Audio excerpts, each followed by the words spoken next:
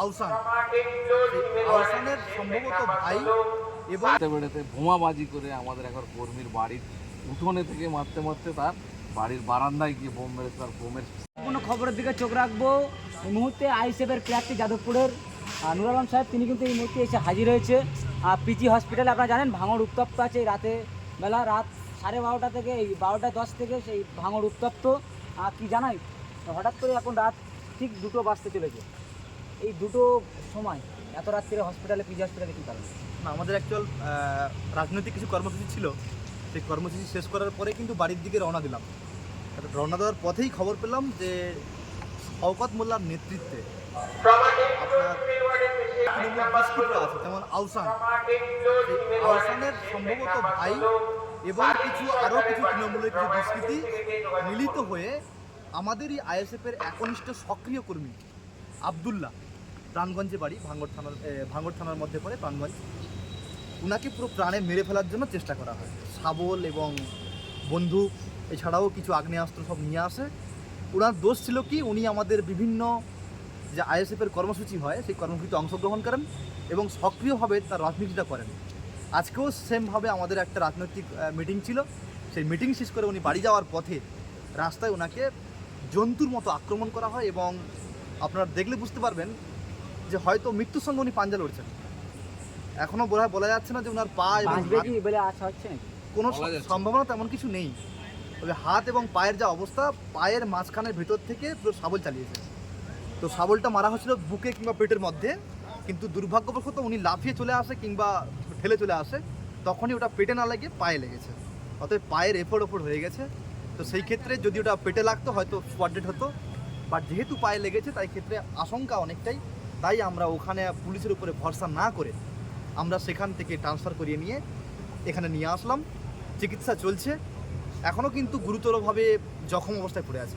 সেই এলাকা উত্তপ্ত পরিস্থিতি, পুলিশের ভূমিকা কি দেখছেন? কলকাতা পুলিশ, বেঙ্গল পুলিশ থেকে কলকাতা পুলিশ হলো, কতক্ষণ পরে উদ্ধার করলো আপনাদের যে কর্মীকে?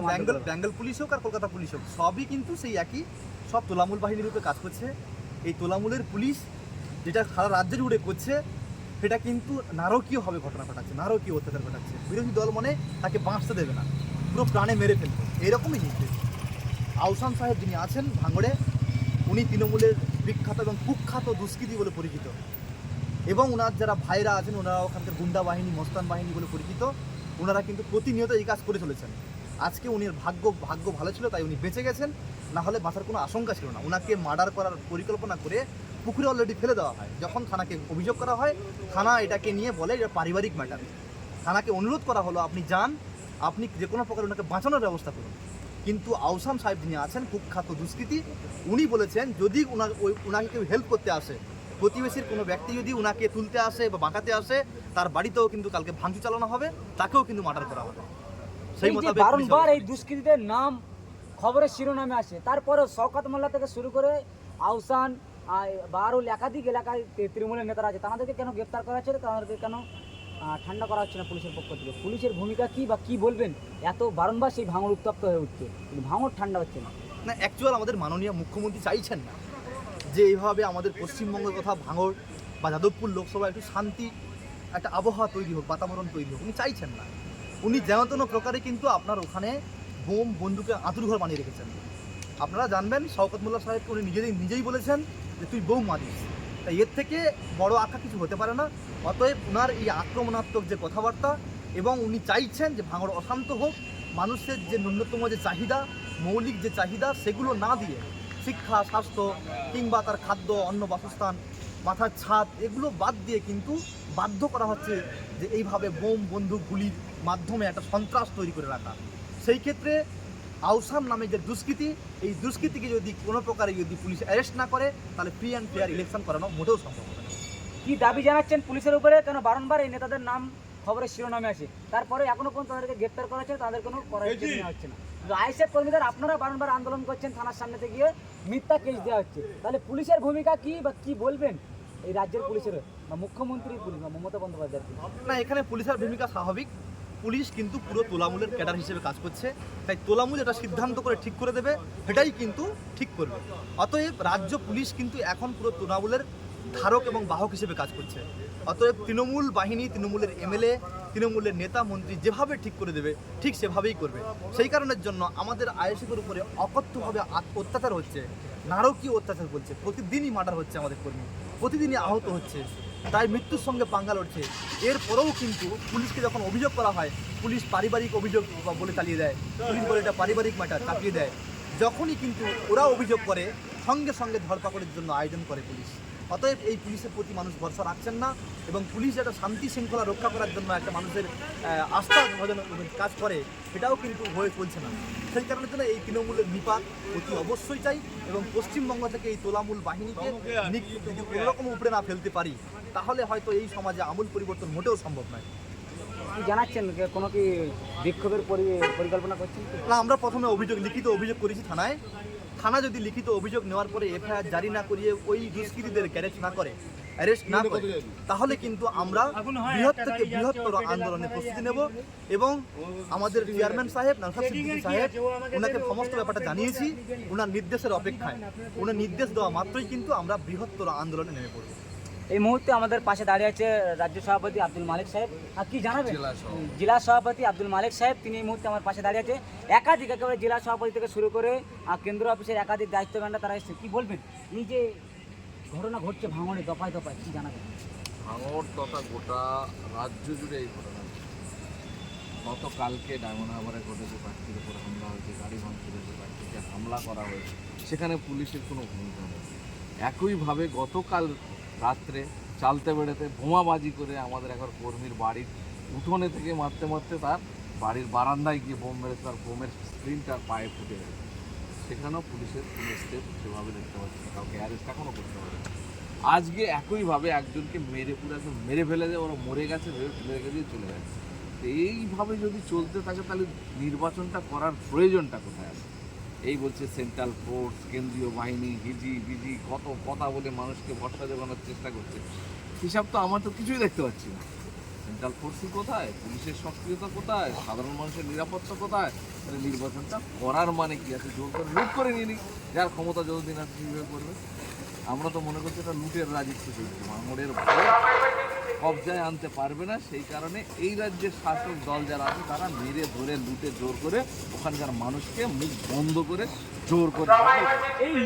এই কারণে সাধারণ মানুষ কিন্তু একটা ভরসার স্থল হিসাবে আইএসএফকে আঁকড়ে ধরার চেষ্টা করছে। হাজার হাজার লাখ লাখ মানুষ আজকে আমাদের পাশে এসে দাঁড়িয়ে যাচ্ছে, একটা নতুন শক্তি অল্প দিনে এত বড় বিস্তার লাভ করছে, এত জনসমর্থন পাচ্ছে। এরা প্রতিষ্ঠিত রাজনৈতিক দল হিসেবে এরা কোনো মতে মেনে নিতে পারছে না, যার কারণে প্ল্যান পরিকল্পনা করে যাতে করে আইএসএফকে দমানো যায়, সেই পরিকল্পনার এটা একটা অংশ।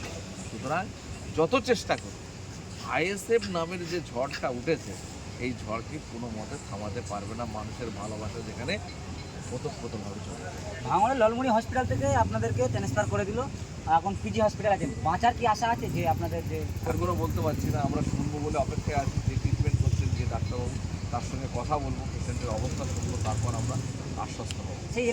সেই এলাকাতে নাকি এখনো তৃণমূলের দুষ্কৃতীরা দাবিয়ে বেড়াচ্ছে, পুলিশ কি করছে? হ্যাঁ, পুলিশের প্রশ্নে কি পুলিশ বরঞ্চ চেষ্টা করছে জিনিসটাকে ঘোরানো যায় কীভাবে, যে এই ঘটনাটা রাজনৈতিক ঘটনা নয়, এটা তৃণমূলের মস্তান বাহিনী যারা ওখানে নাম করা মস্তান তারা করেনি, ওদের পরিবারের কেউ করেছে, এরকমভাবে একটা ঘোরানোর চেষ্টা করছে। যেহেতু আমাদের যে পেশেন্ট সে অসুস্থ অবস্থায় মুখ থেকে যে কথাগুলো বলেছে সেগুলো পাল্টানোর চেষ্টা করছে, আমরা সেটা হতে দেবো না।